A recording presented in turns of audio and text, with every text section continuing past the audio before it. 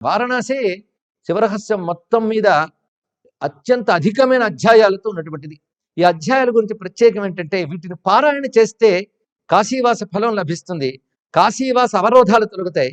అదేవిధంగా కాశీలో ఏవైనా తెలిసి తెలియక దోషాలు చేసినట్లయితే ఈ అధ్యాయ శ్రవణం వల్ల పఠనం వల్ల తొలగుతాయి అంటున్నారంటే ఎన్ని సుకృతాలు చేసుకున్నామో. పరమ పావనమైన ఈ వేళ కాశీ మాహాత్మ్యాన్ని చెప్పేటువంటి అరుదైన కాశీ రహస్య విషయాలు మనం తెలుసుకుంటున్నాం. శ్రవణ మాత్రం చేత ధన్యులను చేసేటువంటివి. అయితే ఇక్కడ కాశీ రహస్యమే చెప్తున్నాం కనుక స్థూల కాశీ సూక్ష్మ కాశీ అనే 2 విషయములు నేను చెప్పడం జరిగింది. భౌమ కాశీ దివ్య కాశీ అని దానికి. భౌమము అంటే ఇంద్రియాలతో గ్రహించేది భౌమము, ఇంద్రియాలతో గ్రహించలేని దివ్యము. ప్రతి క్షేత్రానికి 2 ఉంటాయి సమాంతరంగా. అందుకు భౌతికంగా ఎలా ఉన్నప్పటికీ శాస్త్రములందు క్షేత్రము గురించి తెలుసుకుని దానిపై శ్రద్ధ వహించి క్షేత్ర సేవ చేయాలే తప్ప ఏమిటండి అంత పాడుగా ఉంది ఇలా ఉన్నారు అనకూడదు.